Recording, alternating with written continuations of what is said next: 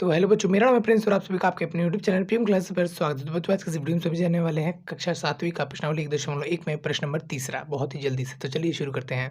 तो बच्चों, ये रहा क्वेश्चन नंबर तीसरा, क्योंकि ये बहुत बड़ा सा है, इसलिए आपको हो सकता है कि समझने में, जानने में, सोचने में मुश्किल हो रही होगी, लेकिन इसका सोल्यूशन बहुत ही ईजी आसान है। बस क्वेश्चन का फोकस यहाँ पर है कि आप क्वेश्चन को समझ पाएं बेहतर तरीके से। ठीक है, तो आइए उसको समझते हैं। बाकी आंसर तो या सॉल्यूशन तो बहुत जल्दी हो जाएगा। ठीक है, देखिए यहाँ पर ध्यान से क्या है। किसी प्रश्नोत्तरी के 3 उपरोक्त चक्रों राउंड में टीम ए द्वारा प्राप्त किए गए अंक -40, 10, 0 थे। ठीक है, तो यहाँ पर मैं रुकता हूँ एक बार। ठीक है, किसी प्रश्नोत्तरी, मुझे नहीं पता क्या होता है प्रश्नोत्तरी, प्रश्न जमा उत्तरी प्रश्नोत्तरी होती है, मतलब क्वेश्चन आंसर में हो रही थी किसी टीचर या किसी बच्चे के बीच इस तरीके से कुछ। यहाँ पर जो है 3 राउंड करे गए उत्तरोत्तर चक्रों यानी कि राउंड्स में। टीम ए और टीम बी थी। देखो टीम बी थी कहीं और टीम ए है। ठीक है, मान लेता हूँ मैं, एक है यहाँ पर टीम ए, ओके, और एक है यहाँ पर टीम बी। समझने के लिए मैं खुद ये रख कुछ काम कर रहा हूँ। ठीक है, टीम ए द्वारा प्राप्त किए गए अंक, क्योंकि 3 राउंड थे तो first round, second round, third round.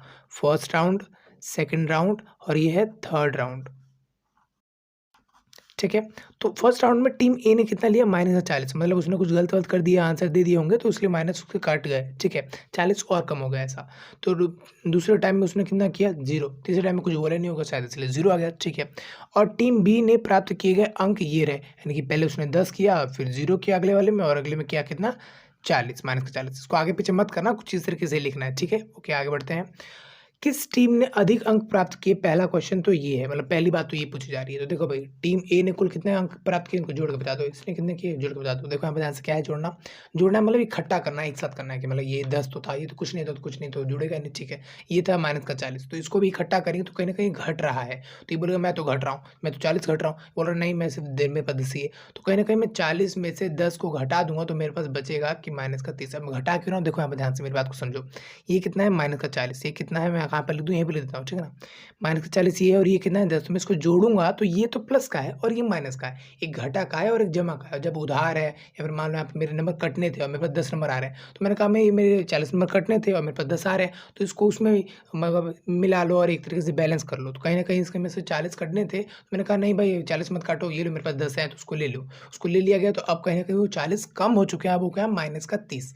ठीक है, उम्मीद है आपको यहाँ पर थोड़ा बहुत दिख रहा होगा। अब हो गया यहाँ पर -30। ठीक, सेम ऐसे टीम बी ने क्या हो गया कि उसने पहले में 10 कमाए थे रन, या फिर आंसर मिले, या फिर उसके अंक प्राप्त हुए, और दूसरे में कुछ नहीं प्राप्त हुआ, अगले में -40 के भी कुछ ऐसा ही हुआ। ठीक है, तो इसमें बोला गया कि इकट्ठा करो कितना हो, तो 0 तो कुछ मतलब होता है, तो 0 को क्या ही जोड़े। ठीक है, बाकी भाई ने माइनस यहाँ पर 40 मतलब बोल रहा कि माइनस कम कर देंगे, इतना कम करेंगे। तो मैंने कहा भाई 10 मिल रहा है मेरे को, चलो ये 10 रख लो, मैं थोड़ा सा कम, ज़्यादा कम मत करो, थोड़ा सा कम करो। ठीक है, तो इसका भी कहना कहीं -30 है। मतलब कहने मतलब ये है कि मैंने इसको इस तरीके से जोड़ा तो ये आया 30, इस तरीके से जोड़ा तो यहाँ पर आया 30। कहीं ना कहीं हम देखोगे कि -40 इसमें भी है, 0 इसमें भी है, 10 इसमें भी है, मतलब कहीं ना कहीं वही नंबर इसमें भी है, बस आगे पीछे है। मतलब किसी राउंड में इसको ज़्यादा मिले, इसको कम, किसी में इसको इतने, इसको इतने, बाकी नंबर कहीं ना कहीं वही 3, ऐसा वो आ गया है तुक्के से। ठीक है, तो पहला क्वेश्चन तो ये था, किसने ज़्यादा अंक बनाए, किसी ने भी ज़्यादा अंक नहीं बनाए, दोनों ने सेम अंक बनाए। ठीक है, अब क्वेश्चन आप देखो, क्या हम कह सकते हैं कि पूर्णांकों को किसी भी क्रम में जोड़ा जा सकता है? देखो ये क्या थे, पूर्णांक थे, क्योंकि यहाँ पर 0 है, क्योंकि प्लस वाले भी है, माइनस वाले भी है। जब ऐसे नंबर की बात होती है जहाँ पर 0 भी है, प्लस के भी नंबर है, माइनस के भी नंबर है, तो उसको यानी कहीं ना कहीं हमको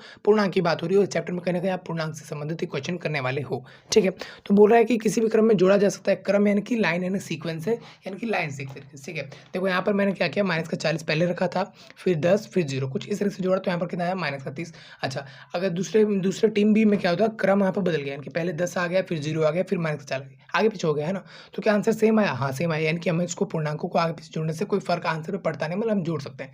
ठीक है, तो कुछ इस तरीके से जो ये क्वेश्चन हुआ था, उम्मीद है कि आपको समझ में आया हो कि क्वेश्चन को किस तरीके से समझना है। उसके बाद आपको अपना पूर्णांक जो नंबर आपने सीखा है चैप्टर के अंदर या सीखोगे, उसको यहाँ पर उपयोग करना है। ठीक है, अच्छा, पूर्णांक के बारे में अगर आपको कुछ पता ही नहीं है, बस ऐसे किए जा रहे क्वेश्चन, तो ऐसे नहीं होगा बच्चों। प्लीज़ एक बार परिचय वीडियो देख लेना, यहाँ पर जो प्राइवेट बटन पे आपको मिल जाएगा परिचय वीडियो, प्रोडक्शन वीडियो, उसमें पूरी हर एक चैप्टर, इसी चैप्टर की पूरी हर एक चीज़ मैंने बताई हुई है। बेशक 30-40 मिनट का वीडियो है, बट सब कुछ हो जाएगा।